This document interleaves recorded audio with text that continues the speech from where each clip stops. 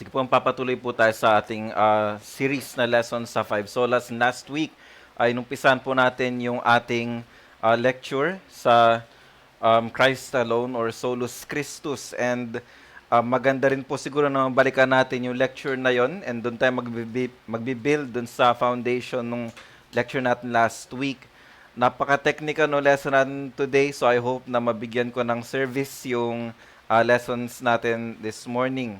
Pero gusto ko rin mag-piggyback later on sa naging lecture natin last week with regards sa divinity ni Christ kasi yun yung starting point natin as we continue yung study dun sa deity ni Jesus Christ. Pero ngayong umaga titignan natin yung aspeto nung pagkakatawang tao ni Kristo. Last week talagang binild natin yung foundation dun sa claim na si Kristo ay ganap na Diyos, tunay na Diyos. Hindi siya naging Diyos o hindi siya ginawang Diyos. Siya yung Diyos magpakailanman. Before anything and everything else existed, before time existed, Christ has always and will always be God from eternity to eternity. So before po tayo magpatuloy, manalangin po muna tayo saglit. I hope na matapos na ito lecture na to in a span of at least 30 to 35 minutes. So try natin siyang speedrun without compromising dun sa content. Let's pray. We thank you sa umagang ito, and we thank you especially for the day that you have given us na kami mga tao niyo magtipon-tipon to feast on your word and to learn more about you and to build dun sa point ng lecture or ng sermon kanina. Help us sa pamamagitan ng series na lessons na ito to have a better understanding and for us to grow in a better understanding of who your Christ is, who your Son is. Because in so doing, you will have a better understanding of who you are. And tulungan niyo po nawa kami sa pag-aaral na ito this morning because we pray this in Christ's name. Amen. Yung sources natin basically is the same pero nagdagdag po ako ng konting section galing sa ating London Baptist Confession which is yun pong ating umpisan sa ating pong preliminary. Pinutol ko na rin po siya ng konti kasi masyado mahaba yung paragraph na yon. Pero tignan natin sinasabi ng confession natin sa chapter 8, paragraph 2, na sinabi doon, the Son of God, the second person in the Holy Trinity, being very and eternal God, the brightness of the Father's glory. Ang ganda ng statement na yun. Mamaya tignan natin kung bakit maganda yung statement na yun. The brightness of the Father's glory, of one substance, and equal with him who made the world, who upholdeth and governeth all things he had made, did, when the fullness of time was come, take upon him man's nature with all the essential properties and common infirmities thereof, yet without sin, being conceived by the Holy Spirit in the womb of the Virgin Mary, so that the whole perfect and distinct natures were inseparably joined together in one person, without conversion, composition, or confusion, which person is very God and very man, yet one Christ, the only mediator between God and man. And I think ito section ng confession na ito piggybacks doon sa Chalcedonian definition where yung specifics or in particulars as to who Christ is, being truly man and truly God, has been properly defined. Kaya umpisa natin yung lesson natin with some definition of terms. Hindi tayo masyadong mag-bank dun sa may incarnation kasi I think this is the easiest aspect na ating pag-aaral this morning to define. The incarnation basically is God taking upon himself a human form. Kaya sinabi sa definition natin is the redemptive act where the eternal Son of God, without ceasing to be fully divine, ito, yun yung qualification natin, when Christ, or when God, Son of God, is second person according sa ating confession kanina, when He took upon Himself a human form, and yung human nature did not cease to be God. At walang punto sa kanyang pagkakatawan that He did not, or that He ceased, na hindi na siya naging Diyos. Assumed a true and complete human nature in the person of Jesus Christ through the virgin conception so that He exists as one person with two distinct natures, truly God and truly man. Although marami pa rin nagtatalo between sa ano ba talaga kami, fully or truly. So I think I'm leaning doon sa may side ng ganap na Diyos. Hindi 100% man, 100% God. Ayoko mag-strain on that, pero I would prefer yung ganap na Diyos, ganap na tao, ano. Um, for the revelation of God and the salvation of His people. Now, notice, yung revelation ng Panginoon, yung um, ano ba yung pag-reveal sa Tagalog? Pero yung revelation ng Panginoon, hindi na revelation sa Kanya salita, but rather, kagaya ng inaral natin last week, and hindi ko maiwasang hindi makita dun sa, ano, no, sa Lectio Continua ni Brother Popoy kanina, yung angel of the Lord, yung iba't ibang titulo na ginamit sa revelation, yung visible manifestation ni Yahweh sa Old Testament. So there was the angel of the Lord, and there's this, the word of the Lord, o yung the word, yung pinag-aralan natin last week. Second is yung hypostatic union, isang definition, isang aspect ng Christology na inevitably nakadikit dun sa incarnation. Kaya maganda yung binasa natin sa confession kanina, yung section na sinabi doon na um, there were two distinct natures, inseparably joined together in one person without conversion. So walang nawala, no composition, and wala ring confusion. So dito natin sa hypostatic union, madedetermine which nature is yung dinidescribe sa certain passage ng salita ng Diyos. Kasi maraming debates, and even sa mga Unitarians or sa mga nagde-deny ng pagka-Diyos ni Kristo, na sinasabi, oh, di ba di alam ni Jesus Christ yun? Eh di ibig sabihin, di na siya Diyos. Dahil ang Diyos, alam niya lahat, hindi ba? And all that kind of stuff. Kaya kailangan natin makita yung hypostatic union in depth. Yung hypostatic union naman is yung personal union or joining of the two natures of Jesus, namely His divine and human natures. His divine nature always existed. Ito yung sinasabi natin, ang Diyos ay Diyos, ang being niya ay Diyos magpakailanman, even before time began. Yung divine nature ni Christ always existed, but His human nature came into being at one point in time. At the incarnation, yung pagkakatawang tao ni Kristo. Doon sa may Philippians chapter 2 verse 6, sinabi doon ni Paul, who, though He was in the form of God, ang ganda, nilagay kong bold font dyan yung nakalagay, did not count equality with God a thing to be grasped.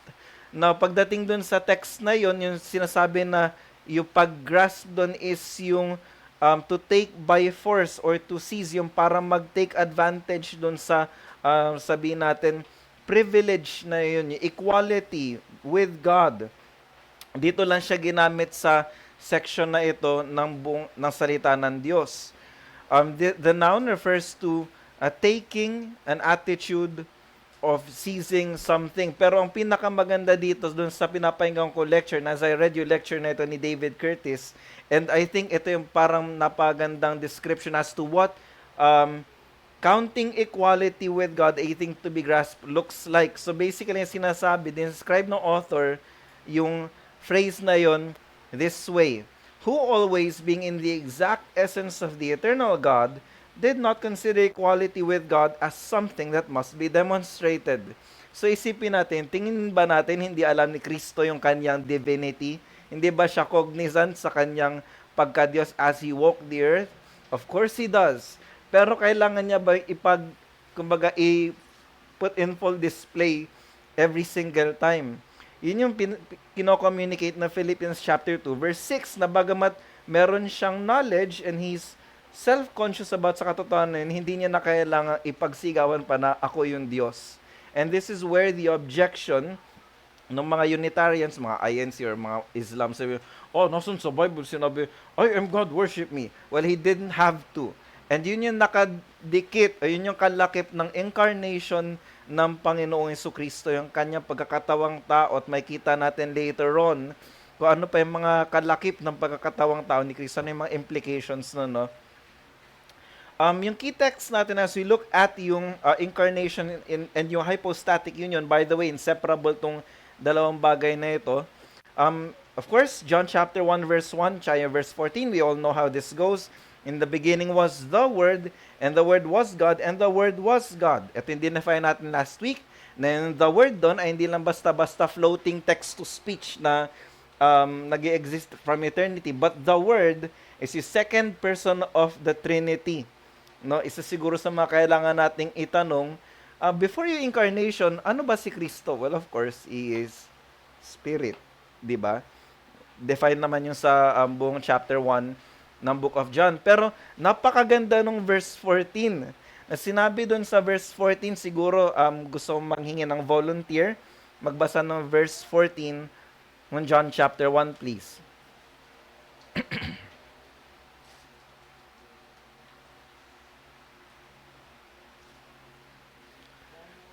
John chapter 1, verse 14. The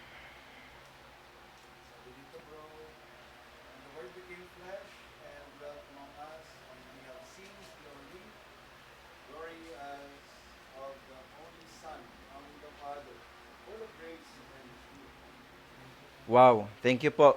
Now, sinabi doon, there's a lot to unpack doon sa may verse 14 no, na sinabi, the Word became flesh. Of course, dinefine natin yung the Word as yung eternal Word. Yung the Word ay isa lamang titulo na ginamit kay Yahweh sa kanya visible manifestation sa Old Testament. Yahweh became flesh and dwelt among us. Kaya unpack pa natin yung dwelling among us na yun. In fact, medyo may konting, if I may say, mistranslation dun, but rather, ang pinaka-literal na pagkakabasa dito ay, si Kristo ay tumabernakulong kasama natin. Communicating yung Old Testament presence ni Yahweh dun sa lumang tipan sa tabernacle. The Word became flesh and tabernacled among us. Yan yung sinasabi na, pero even more so dun sa sinabi, sa binasa ni Brother Jordan kanina, and dito gustong-gusto, mas nag-shine yung reading dito ng Complete Jewish Bible, no, may i-unpack siya sa atin that I would even dare say will blow your mind. The Word became a human being and lived with us, given. And we saw His Shekinah, the Shekinah of the Father's only Son, full of grace and truth. Pero teka, saan natin narinig yung Shekinah na yon or Shekinah? Yung Shekinah glory ng Panginoon, which is in glory cloud, representing yung very presence of God dun sa Old Testament. Pero teka, sinabi dun, we saw His, yung Word, yung glory niya. And by the way, sa Complete Jewish Bible, kung glory lang. Pero kapag yung glory pertaining sa presence ng Panginoon, yung glory cloud, in-specify dun sa translation na yun, yung Shekinah. And even sa Hebrews 1:3, no, finact-check ko yun, no, andun din yun. No, sinabi sa Hebrews 1:3, He is the radiance of the glory of the Father. Kung titignan natin sa Complete Jewish Bible, it used the same word, is Shekinah.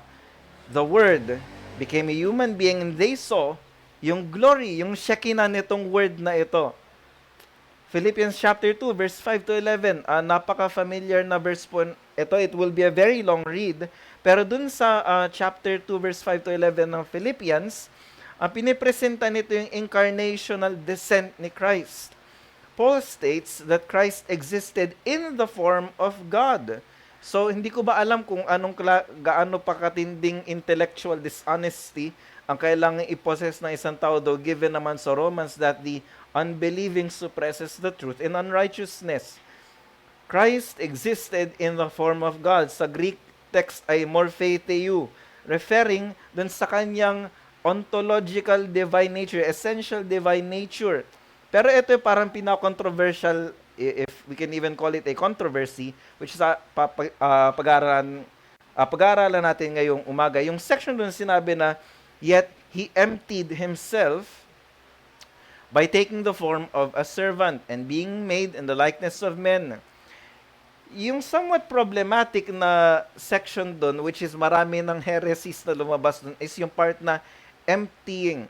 So, kung tatanungin siguro iba, ano yung na emptying na yon? And like a knee-jerk response siguro sasabihin na iba, ay hinubad ni Kristo yung pagka-Diyos niya. And by the way, if Christ were to do that, hubarin niya pagka-Diyos na we will cease to exist. Kasi for Christ to cease to be God, nakatali sa Kanya yung ating existence. For in Him we live and breathe and have our being. So, I think that reading is, kumbaga, out of the equation na, no? Pero dun din sa mismong text, yung emptying na tinutukoy dun ay described dun sa phrase na yung taking. Now, ano daw ibig sabihin ng pag-empty ni Kristo ng kanyang sarili, yung pag-take niya ng human form. Yun yung emptying na tinutukoy doon. It's not that Christ at some point isinantabi niya pagka-Diyos. No, again, Christ is very much aware that He is God. So yung kanyang pag-take ng human form, pag-take ng form ng servant, being made in the likeness of men, that's what it means for Christ emptying Himself. Christ remains what He eternally was while becoming what He previously was not. Yung sinasabi natin Trinity, being of God, yung essence of God, si Yahweh, being, person, Father, Son, Spirit, and then yung eternal Son, being eternally divine, took upon Himself yung human nature. And I think, ito talaga yung medyo pinag-aralan ko this morning dahil makakita tayo ng diagram as to kung paano siya ipapaliwanag. No? So, Christ, eternally divine, and then He took upon Himself yung human nature. Paul therefore presents one divine person possessing both divine glory and authentic humanity. Also, itong teksto na ito demonstrates in distinction between yung person and nature. And again, I think this is where most, if not all Unitarians get it wrong. Yung distinction ng being and ng person. Napaka-importante po nun. Sabihin lang, may contradiction yung interpretation. Hindi pwede maging Diyos si Kristo. Kundi, tatlo yung Diyos ninyo. No. We have to distinguish. Kailangan nating i-define, ipakita, i-demonstrate na magkaiba yung being. Ano ba yung being sa Tagalog, no? Versus yung person. Parang ganito.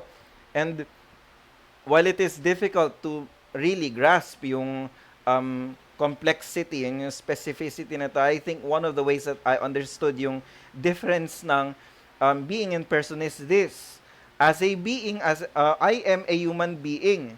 Pero as a distinct person, I am Stephen James. Ako ay naiiba bilang person sa inyo. I am a personable human being. Kaya kong makipag-relate sa inyo. Hindi kagaya ng bato, it is a being of itself, pero hindi siya person, dahil hindi naman siya personable.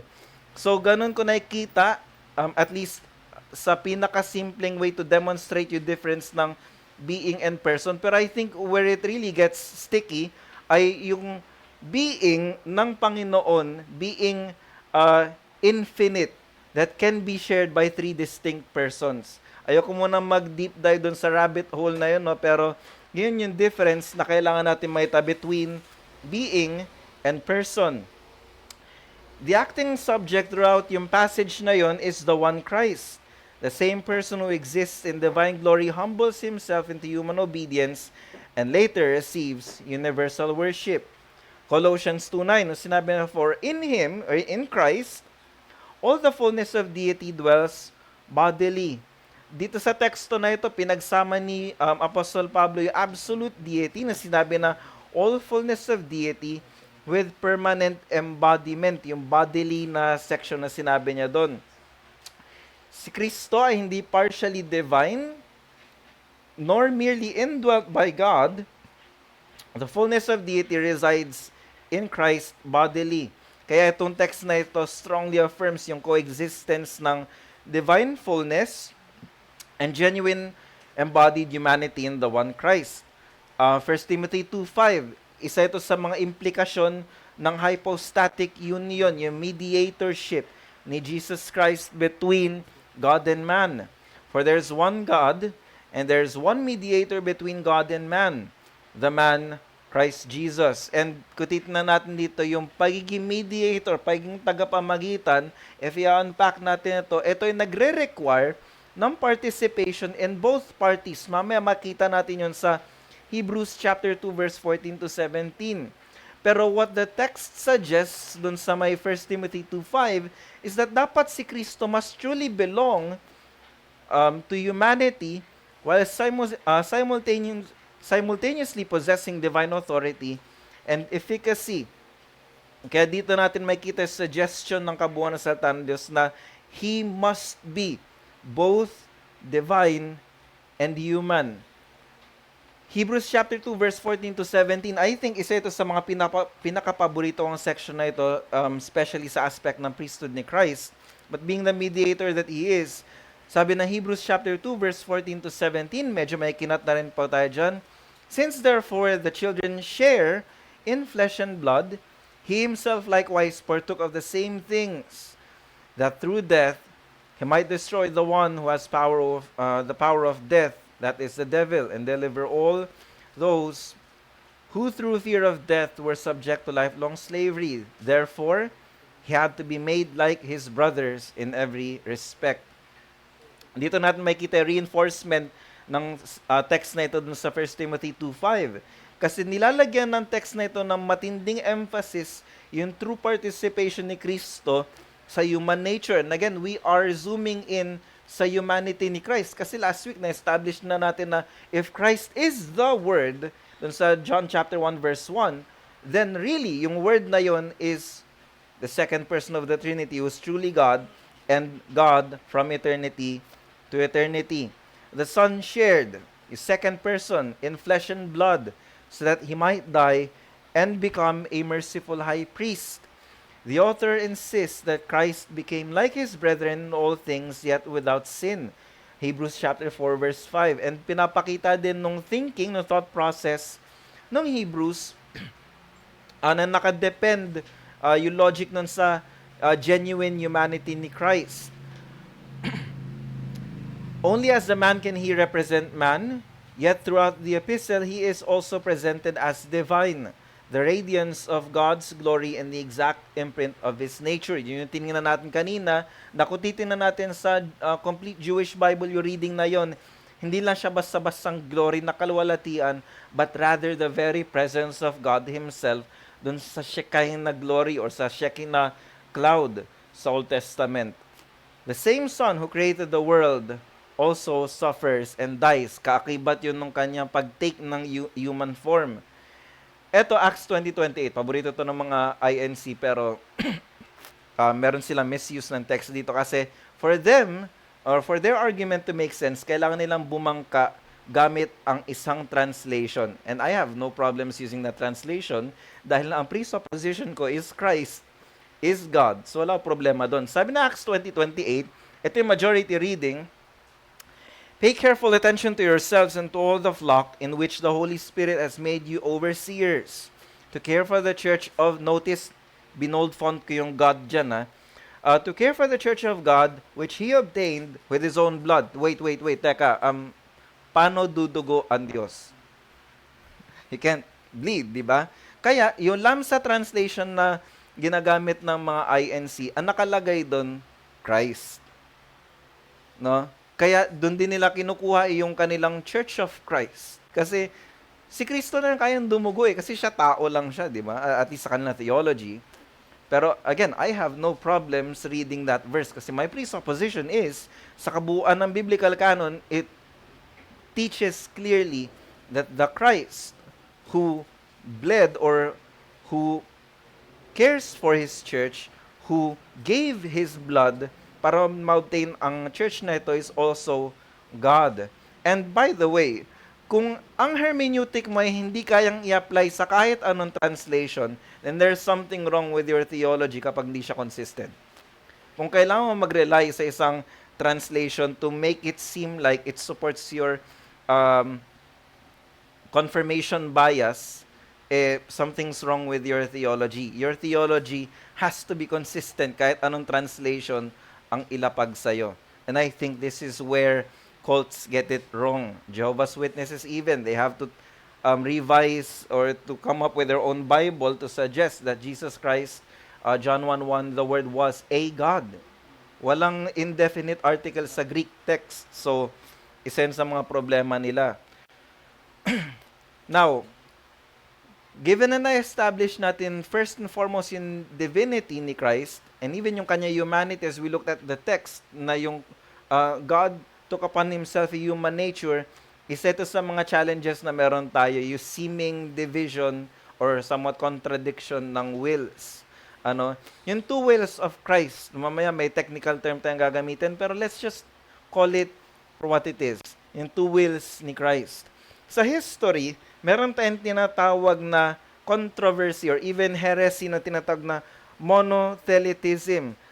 Sinubukan ko mag-devote ng time para mag-read dito. Pero to put simply, um, itong monothelitism suggests na meron lang iisang will si Christ. Pero ni-recognize ng church na yung pag-deny na si Kristo ay may human will effectively denies yung completeness or yung fullness ng kanyang humanity. Kaya dun sa Council of Constantinople, um, kanilang inaffirm that Christ possesses two natural wills and two natural operations corresponding to his two natures. Yet these wills are never contrary to one another. Ayan yung titignan natin mamaya. And one of my observations sa pagbabasa ng church history is that in the infancy of the church, sa kanilang pagiging maingat pagdating sa terminologies, nahuhulog sila sa heresy. Si Nestorius, for example, sobrang naging allergic siya sa Mother of God title, naging nakabuo siya ng heresy niya. And I think that's the same case sa mga monothelites. I have yet to lay down my hammer kung sila ba fellowship, kung sila nabuhay ngayon, pero at the moment, hindi. I will give them that. Pero, i-define ng church history and ipinakita ng salita ng Diyos din, makita natin na bagamat meron dalawang wills si Kristo, it does not suggest na itong dalawang wills na ito ay in contradiction with each other. Makita natin mamaya yan, no? The doctrine of Christ's two wills flow necessarily from the hypostatic union. Again, yung union ng divine nature ni human nature. To deny again yung fullness ng human experience ni Christ and yung human will is to deny yung fullness ng human nature ni Christ. Ito yung tinatawag natin over the course of church history na diothelitism or duothelitism, no? Versus monothelitism. Ilan sa mga text na nagpapakita na seeming contradictory sentiments between the divine will and the human will is yung Luke 22 verse 42. Father, if you're willing, remove this cup from me. Nevertheless, not my will, but yours be done. So parang may konting tension yata between what God wants and what Christ wants. Pero dito, si Kristo hindi nagsasalita as if he possesses a sinful or rebellious will opposed to the Father. And we all know si Kristo ay walang sinful nature. And if yun yung ating starting point, hindi tayo dapat mag-arrive sa thinking na, teka, parang is Christ getting cold feet? Parang kukontrahin niya ba yung kalooban ng Ama? Not necessarily. Kasi ina-express lang nung kanyang sentiment, yung really inclination, nung human nature ni Christ to shrink from suffering and death. Hindi necessarily dahil gusto niya mag-rebel. Teka, ayoko na. Alam ko mangyayari sa akin, pero ayoko na. But it's a human experience being the God that He is, knowing what He is about to go through, to shrink from this experience. Yet, He freely submits to the will of the Father. If Christ lacked genuine human will, this prayer would become unintelligible. So parang again, kung hindi ganap yung pagkatao ni Kristo, parang bakit ka shrink back sa canon of mercy mo, di ba? Hindi siya out of rebellion or out of hostility toward God, but rather kaakibat siya ng pagkakatawang tao is his submission to God. John 6:38. Isa ito sa mga problem text na majority. Teka, but para may tension between what Christ wants to do versus what God wants Him to do. For I have come down from heaven, not to do my own will, but the will of Him who sent me. Again, hindi nito sinasuggest na may conflict between yung three persons. Since the divine will of the Son is eternally one with the Father and the Spirit.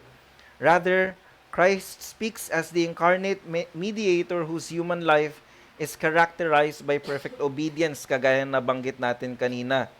Hebrews 5:7 and 8, na sinabi, in the days of His flesh, Jesus offered up prayers and supplications with loud cries and tears to Him who was able to save Him from death, and He was heard because of His reverence. Although He was a Son, He learned obedience through what He suffered. Kaakibat ng pagkakatawang tao ni Kristo, yung necessity ng obedience. Sinabi doon na as God, the Son is omniscient and sovereign, He cannot learn in His divine nature. Yet according to His humanity, Christ experienced really human development and obedient endurance. His humanity will actively obey, His human will actively obeyed where Adam has failed. So makita natin dito na what will eliminate yung tension between the human will ni Christ and yung divine will niya as God from eternity to eternity is understanding na kaakibat ng kanyang pagkakatawang tao yung submission and yung obedience. Hindi dahil naiiba yung kanyang kagustuhan. Hindi dahil meron siyang inclination to rebel. But rather, kasama yon sa human experience ni Christ as He took upon Himself yung human form to represent us before the Father. Kaya, ang ating conclusion sa ating lesson this morning is that yung hypostatic union reveals that Jesus Christ is not partly God and partly man, but the eternal Son incarnate, truly God and truly man in one person, possessing two distinct natures and wills in perfect harmony. Walang contradiction, walang tension.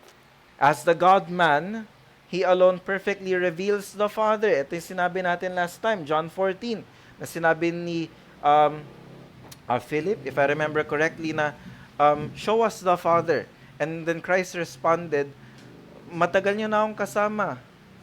And yet, sabi mo sa akin, show us the Father. No, you see me, you see the Father. Because again, He is the radiance of the Shekinah, the presence of the Father Himself. Which is why Christ rightly said, we see Him, we see God the Father.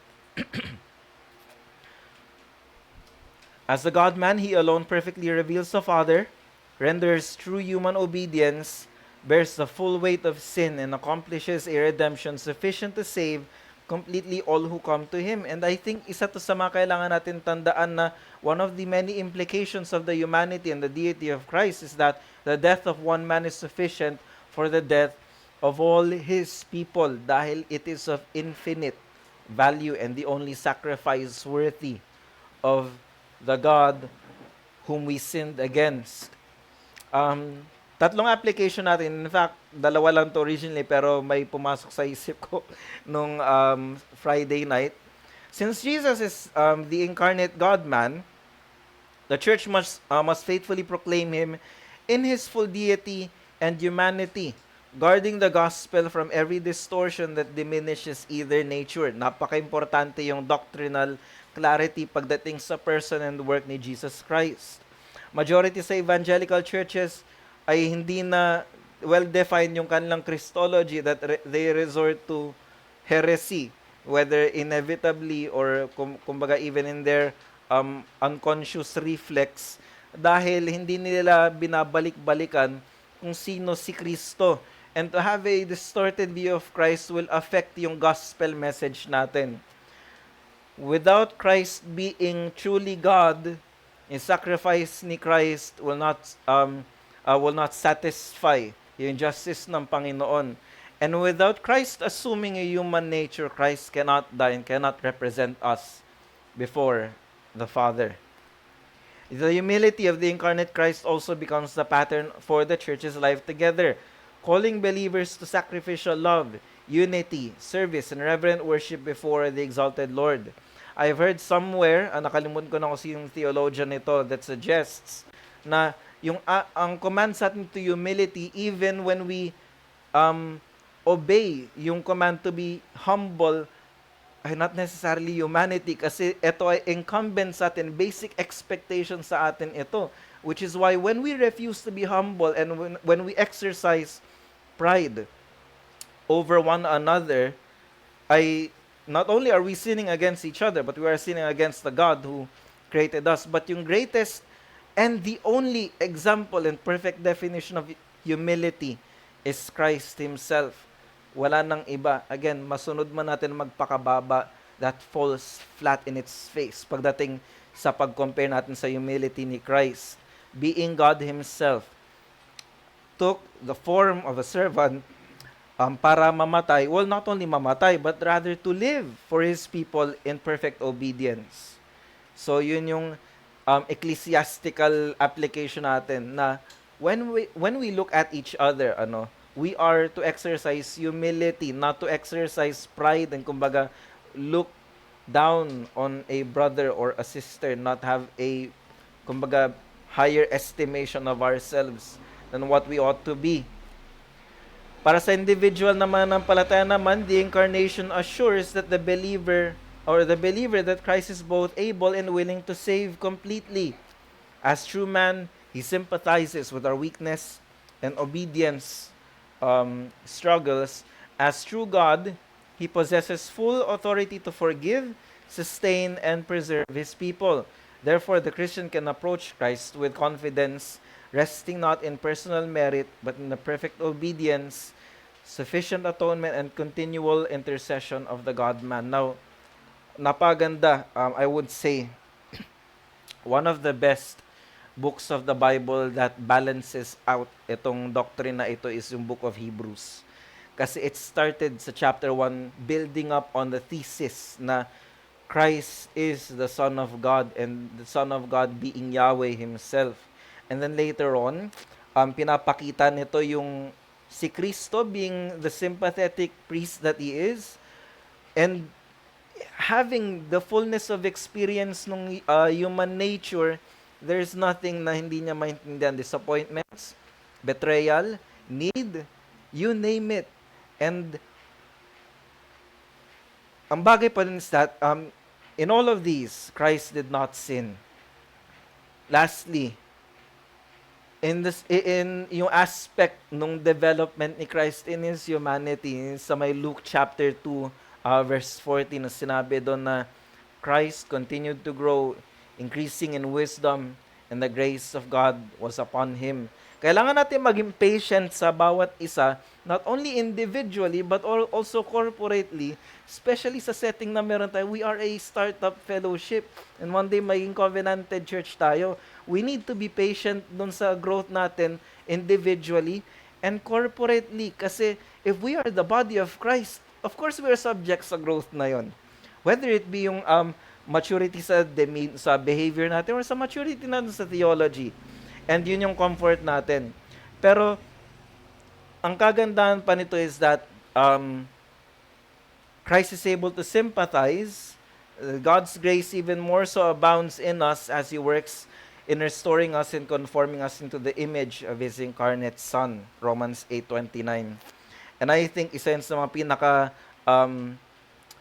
magandang takeaways natin pagdating sa incarnation and hypostatic union ni Christ, na being truly man, given na yung divinity, is that we are being conformed to the image of Christ, and hopeful tayo that will be the case. Kasi we believe na yung purposes ng Panginoon cannot be thwarted. And yun po yung ating, I would say, last lesson for now pagdating sa deity and even humanity ni Christ. So pwede po tayo mag-entertain at least 2 to 3 questions